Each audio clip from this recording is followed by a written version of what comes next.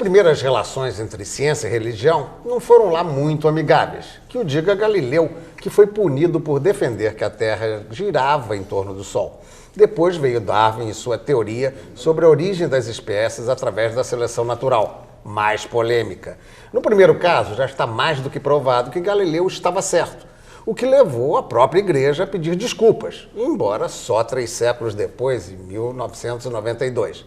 Já no segundo caso, apesar de aprendermos na escola que a evolução das espécies é um fato, há controvérsias por parte dos que defendem a teoria do criacionismo. Mas essa relação não é feita só de problemas. Grandes cientistas da nossa história eram ligados à igreja. O próprio Einstein acreditava na harmonia entre a religião e a ciência. De toda forma, um dos desafios a partir da escolha do Papa Bento XVI é o posicionamento da Igreja Católica num mundo de crescente e rápido avanço científico. Vamos procurar entender esses dilemas, não só dos católicos, com os nossos convidados de hoje. D. Dimas Lara Barbosa, bispo auxiliar da cidade do Rio de Janeiro e engenheiro formado pelo Instituto Tecnológico de Aeronáutica, o ITA. Carlos Ziller, físico, doutor em filosofia, professor adjunto de História da Ciência da Universidade Federal do Rio de Janeiro, UFRJ, com a tese sobre a ciência na Companhia de Jesus. José Paulo Neto, doutor em Serviço Social e professor lá da UFRJ também. Um pensador que se autodefine como um marxista impenitente. Rony Gurvitz, economista e rabino da Colel Rio. Bem, para a gente começar, a tendência que a gente tem quando fala num discurso, num método científico, é que as coisas são exatas, matemáticas, embora tenhamos as ciências sociais. Qual seria, Ziller, uma definição mais próxima, mais factível? É o provável? É o que se prova? Qual é a definição que você teria para a ciência? Olha, esse problema em primeiro lugar, um problema que persegue os sábios desde que existem sábios no mundo, né? Uma definição mais razoável que se poderia dar hoje em dia acerca do que vem a ser ciência é que a ciência trata de um conhecimento garantido, certo, sobre o mundo, né? Então trata-se do mundo. Uma coisa provada, no caso. Sim, certo e garantido. Provado aí começa já a complicar um pouco, porque é preciso discutir que método, como faz, o que é uma prova, bom, a coisa complica. O fato é que a ciência é um empreendimento de sucesso, né, pelos seus resultados, né? Para citar casos mais famosos, bom, o homem foi à Lua, né? Isso foi um empreendimento, uma realização importante da ciência, né? Isso é claro que conta a seu favor, conta, né, o fato da ciência propor coisas sobre o mundo e realizar coisas que mudam a vida das pessoas e mudam também o mundo, né, a sua configuração geográfica, a sua configuração natural. Agora, quanto ao caráter garantido desse conhecimento, né, a coisa realmente complica um pouco mais, porque houve uma época em que se acreditava que era possível construir um conhecimento sobre o mundo baseado em leis imutáveis que nos davam resultados unívocos, né, sobre perguntas que colocávamos para o mundo, né? Por exemplo, o próprio Isaac Newton, a proposta que ele apresentou era uma lei que deveria ser a lei do mundo. O mundo deveria funcionar segundo aquelas leis, né? E o próprio desenvolvimento dos estudos, dos esforços feitos pelos sábios, acabaram por demonstrar que aquela lei era uma coisa um pouco aproximada e que o mundo não era bem daquele jeito, né? Ou seja, tudo é sempre um pouco relativo. Exato. Tá. Né? Deixa eu pegar, então, nesse aspecto do relativo, para a gente não ter a noção só de ciências exatas. Zé Paulo, no ponto de vista das ciências sociais, quer dizer, é uma questão mais do método para se declarar que aquele estudo é científico? É uma metodologia? Sem dúvida nenhuma, os métodos são fundamentais para isso. Mas é preciso deixar claro o seguinte, creio que o Ziller apontou rapidamente para isso. Não há uma concepção unívoca de ciência, sobretudo em se tratando das ciências sociais. No caso das ciências sociais, a gente pode afirmar o seguinte, elas nascem como tais ao longo do século XIX e há uma tendência, nesse momento de emersão das ciências sociais, de transladar, de transferir para as ciências sociais os métodos utilizados no domínio das ciências da natureza da época. A tradição nas ciências sociais do positivismo conserva até hoje essa concepção. Não é uma concepção aceita consensualmente. Aliás, nas ciências sociais não há consenso, não é? Eu diria que a melhor formulação que vem do século XIX supõe que há uma diferença substantiva entre as ciências da natureza e as ciências sociais. O objeto delas é distinto. E a distinção podemos apontar rapidamente. O chamado objeto das ciências sociais dispõe de categorias ontológicas que não existem na natureza. É possível no ser social a categoria da liberdade, que não existe na natureza. A natureza, salvo erro, Ziller é especialista nisso, mas, salvo erro, o que predomina é a necessidade e a causalidade. No domínio da sociedade, há a alternativa da liberdade, porque a ação humana é teleológica, não é? Ela tem significado atribuído pelos sujeitos. Então, nesse sentido, as ciências sociais, eu preferia falar a teoria social, se distingue claramente da ciência, nesta concepção da ciência da natureza. Mas com um detalhe, é necessário provar as assertivas científicas. Se o físico trabalha no laboratório como químico ou biólogo, o cientista social tem como referência para sua prova a prática histórica. Aquilo que não passa pela prática histórica não pode ter a qualificação de teórico ou científico. Um exemplo rápido.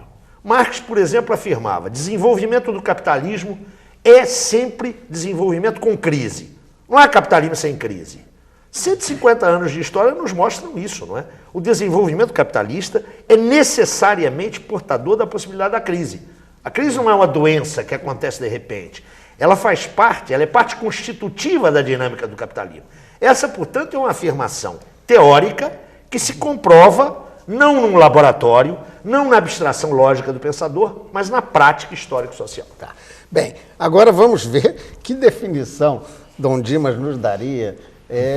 Claro que aí é uma duplicidade até, né? O senhor tem a fé, uma visão também da ciência exata, né? E como é que o senhor se posiciona em relação a esse aspecto?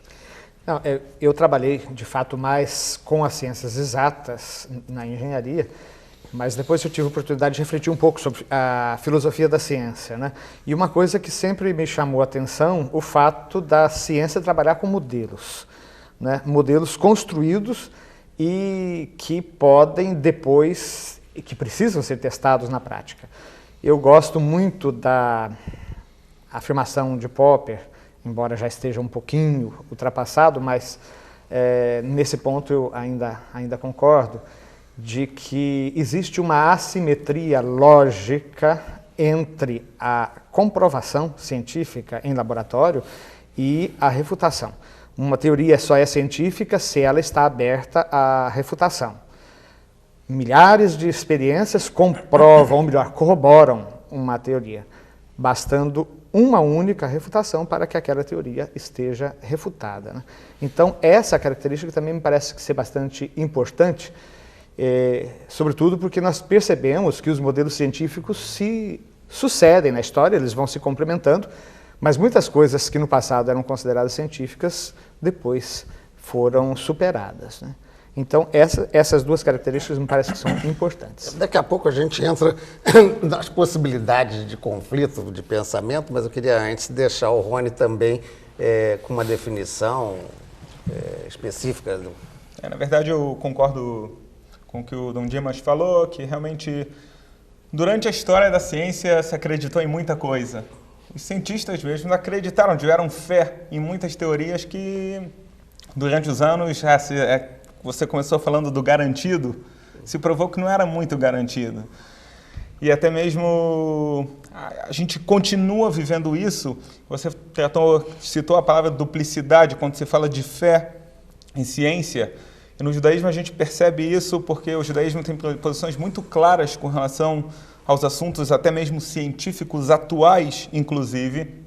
E temas como o início do mundo, ou será que o mundo sempre existiu, que mudou com o Big Bang, até antes disso a gente vivia uma teoria de séculos e séculos, e a gente tem o sábio Maimônides, no século XII, já falando, não pode ser, discutindo com cientistas da época, ele falando, você é um homem de fé, o que você está falando?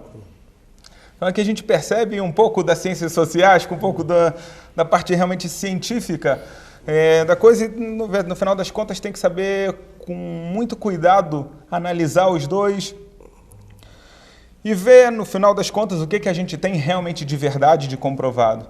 Certo. Ziller, um aspecto aí também muito tocado, né, quando se confronta isso, é essa perseguição que determinados cientistas sofreram numa época mais repressiva da igreja, que hoje até o nosso Papa João Paulo fez bastante observações sobre isso, sobre os erros do passado. Essa visão histórica era o quê? Era sempre aquela questão do Estado misturado com, não ser laico, misturado com a igreja, ou era uma tentativa de imposição de ideias? Essencialmente, né? André, veja que a ciência, como a gente estava e foi registrado já aqui, que esse conhecimento garantido sobre o mundo é dinâmico, não se trata de alguém que descobriu uma verdade e ela vai se estabelecendo e funciona. Né? Não funciona desse jeito, são teorias que são contestadas e avançam, recuam, incorporam, enfim, funciona mais ou menos desse modo. Quer dizer, também é assim com relação às instituições que, particularmente a Igreja, em especial a Igreja Católica, portanto, até mesmo a Igreja posterior ao Concílio de Trento, né, no século XVI, e muda de atitude ao longo do tempo com relação a esse conhecimento e as tensões que estão relacionadas a ele na sociedade. Mas a ciência muda também a Igreja, né?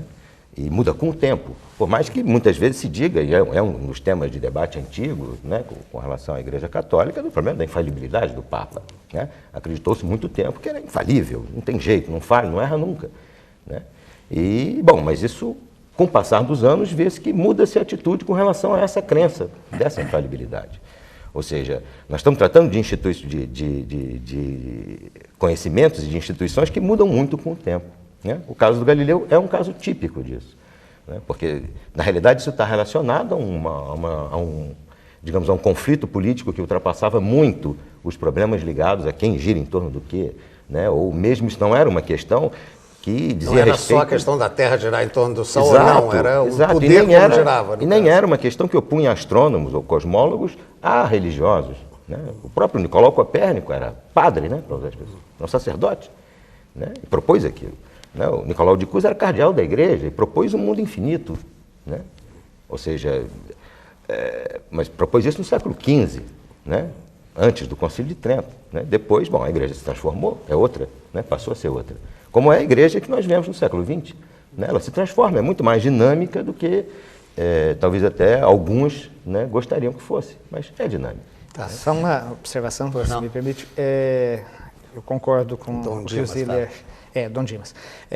Com o que o Ziller acabou de colocar, eu acrescentaria que a história da ciência registra conflitos, inclusive, completamente alheios à questão religiosa. Basta lembrar o caso de Pasteur, né, que foi assim, muito criticado pelos próprios colegas cientistas, né, porque ele estava propondo uma teoria que conflitava com aquilo que era o paradigma da época. Né? E aqui entra, de fato, toda essa questão do paradigma, que os paradigmas existem e eles, de certa maneira, filtram o comportamento e a maneira de desenvolvimento lógico do raciocínio das próprias pessoas.